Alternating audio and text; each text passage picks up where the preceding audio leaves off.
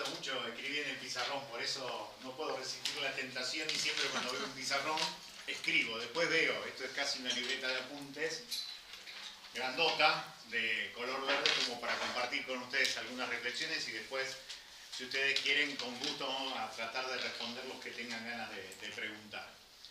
Me presento brevemente, mi nombre es Carlos Delfrade, la verdad que soy un privilegiado. Lo primero que le quiero contar es una gran noticia, que debería ser noticia de primera plana de cualquier diario y apertura de cualquier noticiero de televisión. Están frente a un resucitado, lo cual no es poco hoy decírselo. No soy el renacido, porque claramente no soy el pintón que hizo el renacido, pero soy un resucitado porque el 10 de mayo del año pasado, corriendo una media maratón, tuve 3 paros cardíacos y me morí. Tuve muerte súbita. Y la muerte súbita tiene un porcentaje realmente interesante. El 7% de los que tenemos muerte súbita solamente vivimos para contarla. Así que soy un privilegiado. Yo siempre hago esta presentación últimamente porque eso tiene mucho que ver con esta cuestión que para mí es fundamental. Tratar de poner la cabeza en el exacto lugar donde están tus pies. No es sencillo. Generalmente tenemos la cabeza en otro lugar a donde están nuestros pies por todo lo que nos genera el sistema. De apurarnos permanentemente, nos hace esclavos porque nos roba tiempo para que nosotros estemos pensando en lo que va a venir. Con esa idea generalmente no estamos en el lugar en donde están nuestros pies. Y eso es un problema muy serio para cualquier tipo de actividad humana. Yo me di cuenta de esto después de morirme. Después de la operación, después de empezar a caminar, cuando salí con mi hija Lucía, la más chiquitita, la de 13 ahora, no tan chiquita ahora, con la cual salí a caminar por primera vez después de la operación, de los 3 bypass, y yo empecé a cantar, en realidad Destruye, una hermosa canción que interpretaba Juan Carlos Baglietto en la década del 80, que es La vida es una moneda, quien la rebusca la tiene, siempre canto esto. Entonces la empecé a cantar con ella cuando recién podía dar paso tras paso después de la operación. Y siento que Luli empieza a cantar conmigo. Y entonces le dije, Luli, muchas gracias, estás cantando conmigo. Y ahí Luli me dice una frase que me conmovió. Me dice, papi, siempre cuando vos cantás, yo canto con vos. Fue impresionante. ¿Dónde diablo estaba yo mientras mi hija más chiquita cantaba conmigo y yo no la escuchaba? No escuchaba a mi hija que cantaba conmigo. Entonces, después de lo que me pasó, después de esto, me di cuenta que realmente es muy difícil tener la cabeza en el lugar donde están los pies. Así que cada vez que vengo a un lugar trato de ser lo más honesto posible para aprovechar ese momento. Porque esta cuestión de construir conciencia desde el lugar en donde uno está es fundamental para lo que nosotros hacemos, que es siempre de cara a los demás. Si no, no haríamos periodismo, si no, no haríamos comunicación. Esto es siempre de cara a los demás. Así que en relación a eso, vengo a hablarles de mi más grande pasión, que es la investigación periodística. Nosotros somos trabajadores de prensa que producimos noticias. Y ustedes saben, yo siempre pongo esto que son fundamentales. Las palabras, somos las palabras que decimos, creemos en las palabras que nos hacen ser diferente a otros porque algunas palabras nos dicen más que otras. Somos el río de palabras que nos navegan por dentro. Y esa cuestión de las palabras es fundamental. Si nosotros no nos enamoramos de las palabras, si no defendemos la palabra, empezamos a ser sujetos sin palabra, y los sujetos sin palabra son sujetos que se hacen profundamente violentos. La ausencia de palabras es la presencia de la violencia. No es casualidad, la Argentina en 1975 tenía un promedio extraordinario. Manejábamos cada argentina y cada argentino 8.000 palabras cada uno en el 75. 30 años después, con un montón de saqueos en el medio, materiales de todo tipo, también tuvimos un saqueo cultural espiritual tremendo. De esas 8.000 palabras que manejábamos en el 75, terminamos manejando 800 palabras cada uno. Fenomenal saqueo del principal bien espiritual y cultural que te permite decir lo que querés y te permite fundamentar por qué no querés determinada cosa. Cuantas menos palabras tenemos para decir, tenemos menos palabras para hacer, para sentir lo que nosotros queremos. Cuantas menos palabras tenés, más palabras repetís de otro. más terminás haciendo lo que las palabras de los otros te hacen hacer para ellos. Por eso es tan importante la producción de palabras en nuestro trabajo, que es ser periodista. Lo mismo le va a pasar si son docentes. Volver a poner palabras en la realidad argentina es una necesidad casi hoy revolucionaria en la Argentina. No es casualidad, la palabra adicto significa etimológicamente sin palabras. Porque un pibe que no tiene palabras para decir lo que quiere, que no puede imaginar un futuro porque no tiene palabras para imaginar ese futuro, termina con un grado de angustia tan grande que se convierte en consumidor consumido, en un adicto, en alguien sin palabras. No es casualidad lo que dicen las palabras. Por eso hay que enamorarse de las palabras, hay que tratarlas bien, forman parte de lo más profundo de nosotros. Por eso a mí me gusta mucho estudiar la etimología de las palabras, llegar a algunas ideas concretas. La palabra noticia aparece en el idioma castellano en el año 1250, en uno de los primeros diccionarios de la lengua española, y significaba conocimiento del pueblo. Esta es una definición maravillosa. Conocimiento del pueblo. Quiere decir que había un cúmulo de cosas, de informaciones, de elementos que el pueblo no conocía, porque la noticia llevaba el conocimiento al pueblo. Antes el conocimiento estaba privatizado, formaba parte de algunas pocas familias. ¿Cómo era el mundo de entonces? Era el mundo de los castillos, los mundos feudales, y en ese mundo feudal los dueños de todo, de la tierra, de los cuerpos, de las palabras y del conocimiento eran los señores feudales, los sacerdotes protegidos por los militares que ellos hacían vivir dentro del castillo. Esa sociedad se despedaza sobre lo que significa el final de la Edad Media, el principio de la mercantilización de la sociedad, la aparición de los burgos, que se van a llamar después la burguesía, las ciudades, y aparece este sentido muy interesante. Noticia es conocimiento del pueblo, porque antes el conocimiento era propiedad de unos pocos. Definición interesantísima. Siempre generar una noticia es sacarle a alguien un dato que no quiere revelar para que el pueblo no conozca. La noticia es conocimiento del pueblo, porque antes ese conocimiento no era del pueblo, era de los sectores minoritarios que manejaban el pueblo. Es una definición etimológica, histórica, pero también política. Es una definición que le da trascendencia al trabajo periodístico. Por ejemplo, ¿por qué Eduardo López se quedó 14 años en News? ¿De dónde sale la plata que tiene hoy Central para comprar a Teo Gutiérrez y a todos estos muchachos que hemos traído en los últimos tiempos? Preguntas que por ahí no tienen una respuesta certera porque alguien no quiere que se conozca esa respuesta. ¿Qué intereses hicieron posible que Eduardo López se quedara 14 años en News? ¿Qué intereses hacen posible para que nadie investigue el origen del destino, del dinero que viene para comprar tantos jugadores en Central en los últimos tiempos?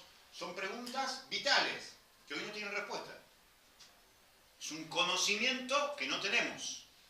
Es un conocimiento que alguno tiene, pero la noticia no aparece. No aparece el conocimiento del pueblo. La palabra investigación surge históricamente en el diccionario de Nebrija. Nebrija era un gran recopilador de palabras, que en el año 1495, 3 años después de la fecha original del descubrimiento, entre comillas, de América, termina publicando la palabra por primera vez investigación en castellano. ¿Qué significa investigación? Significa descubrimiento. Este es un hermoso término también. Fíjense qué lindo. Investigar significa descubrir. ¿Descubrir qué es? Desocultar. Mostrar en la realidad lo que antes estaba oculto. Es efectivamente casi el sentido político de la palabra noticia. El conocimiento del pueblo oculto lo descubro, lo desoculto y lo pongo. Investigar es descubrir. Y como todo descubrimiento es un viaje hacia la realidad, un viaje de descubrimiento. La definición es interesantísima también, porque ¿cuál es el verbo que más se usa en las redacciones de las radios, de los canales de televisión, de los periódicos, de la revista? Es el antónimo. Anda a cubrir tal noticia. El antónimo no es casualidad, porque cuando nosotros vamos a cubrir tal noticia, ¿qué mostramos? Efectivamente mostramos la cobertura de la realidad. Mostramos la punta del iceberg. El problema es tratar de preguntarse por qué esa punta del iceberg aparece ahora y no otra. No aparece la respuesta a lo que nosotros definimos como la ecología de la noticia. ¿Qué es la ecología de la noticia? Lo que responde a las 5 preguntas constitutivas de la noticia. El qué, los quiénes, el cómo, el cuándo, dónde y el por qué. Siempre en la noticia, tal como se presenta en el diario, tal como se presenta en la televisión, tal como se presenta en la radio, tiene un discurso ausente. ¿Cómo se conoce el discurso ausente? Formulando las 5 preguntas y dándonos cuenta que falta algún quién, que falta el qué, generalmente falta el cómo y siempre falta el por qué. Entonces, en ese discurso ausente, que es la pregunta no respondida, es la puerta que tengo que abrir para hacer una investigación. ¿Qué es una investigación? Una nueva noticia que tiene que parir el porqué de las cosas. El porqué del transporte urbano, el porqué del dinero de News en la época de López, por el porqué del dinero de Central en esta época de Coudet, el porqué el regreso de Gendarmería a la provincia de Santa Fe, el porqué del narcotráfico con las características que tiene el narcotráfico en la provincia de Santa Fe, el porqué el Poder Judicial nunca se renueva y son eternos los jueces. Eso es lo que debe generar una investigación periodística, buscar las respuestas a esas preguntas que hoy en la realidad no están respondidas. Investigar es descubrir aquello que está oculto. ¿Cómo descubro lo oculto? Formulando las 5 preguntas y dándome cuenta cuáles de esos 5 elementos constitutivos no están respondidos. Entonces lo que tengo que hacer es periodismo puro. La mayor cantidad de voces genera la mayor cantidad de información. ¿Tengo que buscar las voces solamente por internet? No. ¿Google me da la respuesta a todo? No, para nada. Hay que ir a los lugares, mirar a los ojos, sentir los olores, ver cómo alguien se mete miedo o se aplaca o le dice para el grabador. No se responde, el periodismo no se hace solamente con Google. Hay que ir a los lugares, hay que ir al dónde, hay que ver, hay que visitar. En una investigación periodística es probable que a una misma fuente lo entrevisté 2 o 3 veces. Porque en la primera es una aproximación, la segunda es una revisión de lo que te dijo en la aproximación y en la tercera el debate que vos tenés con esa fuente. Si yo hablo con el fiscal de la causa de los monos, yo voy a ir en una primera entrevista a preguntarle cuál es su opinión sobre la causa de los monos. Y el tipo me hace su verso. La segunda, yo revisando la respuesta de la primera, repregunto sobre esas preguntas que no me quedaron claras. Pero después tengo una tercera, en donde vos decís, oiga, doctora Rodenas, usted que investigó el atentado contra el doctor Bonfatti, ¿por qué pone en la página de 8 a 10 que se reunieron los jefes narcos en Rosario para darle un escarmiento al ex gobernador y a página 50 cuando usted resuelve dice que el culpable intelectual y material es un pibe de 22 años que le metió 34 balazos a la vivienda de Bonfatti? Me está tomando el pelo. Porque si pone un testigo de identidad reservada a la cual le da verosimilitud para decir que los jefes narcos se reunieron para hacer ese escarmiento, después no me diga que un pibe de 22 años es el culpable y es además el que craneó eso. Ahora, eso yo me doy cuenta después de haber leído el fallo y la resolución. Es la tercera entrevista, en donde yo ¿qué hago? Polemizo ya con la fuente. ¿Por qué polemizo? Porque le quiero sacar mentira de verdad o por lo menos tratar de pensar algún tipo de contradicción para exhibirla. Ahora, ¿eso qué supone? Que la investigación periodística es una visita permanente a la fuente, no es solamente la fuente que aparece una sola vez. Nosotros siempre decimos, una buena pizza es un buen informe periodístico. ¿Por qué una buena pizza? 8 porciones, la pizza. Si yo junto a 8 quienes de un hecho que está en el medio, voy a tener un buen informe, pero eso no es una investigación. Porque le hago un primer contacto y los tipos dicen las cosas. Tengo diferentes voces sobre un hecho, hago sumatoria de voces, hago incluso mixtura de géneros, pero no tengo la investigación. No voy a llegar a la profundidad porque solamente he tenido un contacto con la fuente. Esos son los informes. Lo que generalmente aparece en los programas de televisión. La investigación es un recorrido en el tiempo. Y es un tiempo que a veces va mucho más allá del ritmo y de la lógica que tienen los programas de radio y de televisión o incluso de los medios periodísticos escritos. Sumatoria de voces es fundamental. Ecología de las noticias es esto que le digo, tratar de interpretar la historia, cómo se relacionan los quiénes con el qué, con el cómo, el cuándo y el dónde. Siempre hay un desarrollo en el tiempo, hay una ecología. ¿Qué quiere decir? Que hay una interdependencia entre todos los sujetos que responden a cada una de esas 5 preguntas constitutivas de la noticia. Cuando yo hago una investigación periodística, llego a los grandes temas de la literatura y la filosofía, según dicen los grandes escritores como William Shakespeare, Cervantes, o llegando a nuestra querida Angélica Gorodicher. Siempre dicen ellos que la humanidad se define en 3 grandes fuerzas: el amor, la muerte y el poder. Siempre que estén presentes estas 3 fuerzas, va a estar presente algo verdaderamente humano. Si alguna de estas cosas faltan, va a ser una investigación precaria o superficial. El amor, la muerte y el poder deben estar presentes dentro de un contexto de una buena investigación periodística. Cuando digo una investigación periodística buena, piensen en Osvaldo Bayer en La Patagonia Rebelde, piensen en Operación Masacre de Rodolfo Walsh, piensen en textos de Hernán López Echagüe, por ejemplo, en El Otro, que es una biografía muy interesante de Eduardo Duhalde. Piensen en esos grandes trabajos de investigación periodística y ahí van a ver cómo todo esto está cosido por estas fuerzas: el amor, la muerte y el poder. Nosotros estamos convencidos que tanto el periodismo como la política, y por eso estamos donde estamos, se hace de lo cercano a lo lejano. Si yo polemizo sobre lo que ocurre en Buenos Aires, me convierto en uno más que soy simplemente un consumidor consumido de lo que me proponen los medios de Capital Federal. Voy a ser una mejor periodista, un mejor periodista, si soy capaz de encontrarle una respuesta a los problemas de lo cercano donde yo vivo, en un pueblo, en una comunidad, en una ciudad. Conocer la historia concreta de lo cercano me da una posibilidad de acercarme más a la gente que me rodea. Cuanto más lejano es el tema que me interesa, más efímera va a ser mi vida como periodista. Va a ser más absolutamente superficial. No va a tener mucho sentido sumarme desde Rosario o desde algún pueblo de la provincia de Santa Fe a la discusión de lo que proponen los medios de comunicación de Buenos Aires. Es en lo cercano en donde se juega el destino de la gente con la cual sufrís, amás, te divertís. De lo cercano a lo lejano, de lo particular a lo general, es lo que nosotros siempre decimos. Dicho todo esto, después de 30 años de investigación periodística, este es el mejor trabajo del mundo. He tenido experiencias maravillosas de la investigación periodística, me he metido en cementerios buscando asesinos que estaban supuestamente muertos y no encontrarlos allí porque estaban supuestamente vivos. Me he encontrado con tipos que te han mostrado una ametralladora para evitar que te metas en el barrio donde ellos venden droga.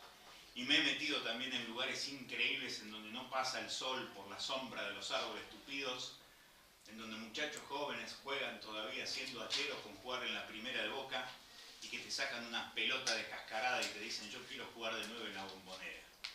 Esa inverosímil resistencia de la ternura en lugares absolutamente atravesados por la injusticia te emociona.